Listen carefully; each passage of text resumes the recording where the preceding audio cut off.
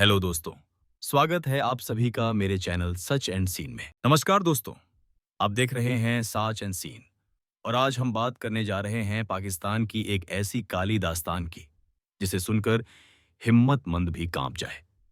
ये है जावेद इकबाल यानी लाहौर प्रेडेटर 1999 की कहानी, जिसने 6 से 16 साल के लगभग 100 बच्चों को बहकाया, शोषित किया, हत्या की और फिर उनकी लाशें खौफनाक तरीकों से नष्ट की।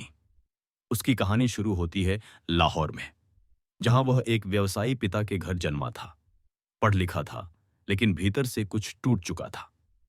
बचपन में ही आर्थिक स्थिति और सामाजिक स्थिति में उथल-पुथल ने उसे अंदर से परेशान कर दिया था। कुछ रिपोर्ट्स कहते हैं कि उसने अपने पिता द्वारा खरीदी गई हवेली में कई लड़कों के साथ सहवास किया, उन्हें आश्वास्तु दिया कि वह उनकी मदद करेगा, फिर उनकी जिंदगी से खिलवाड़ किया। 1998 से 1999 के बीच उसने शरणहीनों, बेघर बच्चों और अनाथों को निशाना बनाया, जो सड़कों पर रहते थे या घर से भागे हुए थे। कभी वह उन्हें अपने घर, वीडियो गेम आर्केड या अन्य जगहों के बहाने बुलाता और फिर अंधेरे कक्षों में उन्हें फंसाता रहा। उसके तरीकों में लगातार बढ़ोतरी हुई। शोषण के बाद स्ट्रैंगुलेशन हुई, फिर शवों को डिसमेंबर किया गया और फिर इन्हें हाइड्रोक्लोरिक एसिड के वैट्स में डाला गया ताकि शरीर के अवशेष पूरी तरह नष्ट हो जाएं। यह सब उसने खुद पुलिस और मीडिया को लिखे गए अपने कन्फेशन लेटर में स्वीकार किया। दिसंबर 1999 में जवेद ने एक पत्र भेजा पुलिस और डेली जांग अखबार के संपादक को, जिसमें लिखा कि उसने 100 बच्चों की हत्या की है और उनकी लाशों को एसिड में घोला है। पुलिस ने उसके घर की तलाशी ली तो खून के दाग, बच्चों की फोटो, उनके नाम, उम्र लिखे कागजात, शरीर के टुकड़े, 2 बड़े वैट्स एसिड के पॉइसन युक्त मिले, जिनमें कुछ अवशेष अभी तक पूरी तरह न घुले हुए थे। उस हवेली के कक्षों में एविडेंस देखकर अधिकारी सकते में आ गए। खोजबीन के दौरान कुछ सपोर्ट आइटम भी मिले, जैसे कि विक्टिम के कपड़े और व्यक्तिगत सामान। जाधव इकबाल ने दावा किया कि मोटिव उसका बदला था। पुलिस ने पिछली घटना में उस पर या उसके आसपास किशोरों से जुड़ा कोई मामला लगाया था, जिसमें वो गलत तरीके से आरोपी साबित हुआ था। उसके साथ दर्ज आरोप निपटाए नहीं गए और सामाजिक मानहानि हुई, और उसकी मां की मृत्यु उसके मानसिक दबाव की वजह से हुई। उसकी यही मानसिक चोटें थीं जो शायद उसे इस भयावह अपराध की ओर ले गईं।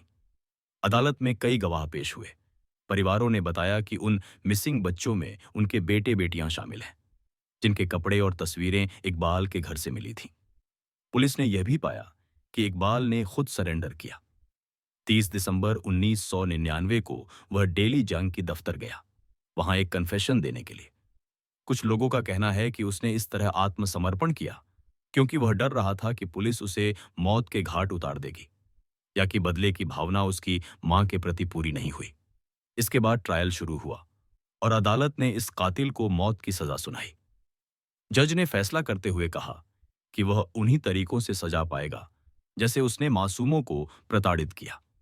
लेकिन पाकिस्तान की मानवाधिकार संधियों और कानून की सीमाओं के कारण वह सजा पूरी तरह नहीं लागू हो सकी। लेकिन फिर भी कहानी का अंत नहीं हुआ। 8 अक्टूबर 2001 को बैठा हुआ उसकी जेल की कोठरी में मिला मरा हुआ। खुदकुशी। कहा गया कि उसने अपने ही बिस्तर की चादरों से फांसी लगाई थी। मगर इस मामले में भी कई लोग यह सवाल उठाते हैं कि क्या उसे मार दिया गया था, क्योंकि पोस्टमार्टम रिपोर्ट्स में कुछ हल्के चोटों के निशान मिले थे और उसके कुछ साथी आरोप लगाया करते हैं कि पुलिस ने उसे मारने की कोशिश की थी।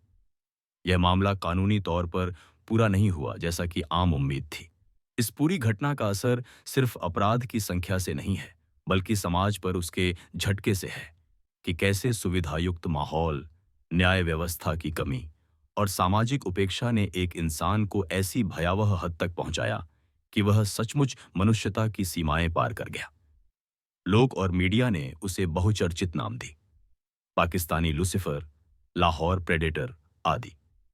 इस कहानी से सीख यह मिलती है कि सिर्फ न्याय प्रणाली, बल्कि मानसिक स्वास्थ्य, सामाजिक संरक्षण और बच्चों की सुरक्षा प्रणाली कितनी जरूरी है। और दोस्तों, अगर आपको यह कहानी सुनकर दिल दहल गया हो, लेकिन सोच रहे हो कि यह सिर्फ सुनने वाली कहानी है, तो याद रखिए कि यह सच है।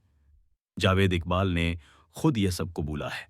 हालांकि कुछ बातें पूरी तरह प्रमाणित नहीं हैं, जैसे कि कितने बच्चे असल में बचे या कितने शव पूरी तरह नष्ट हुए।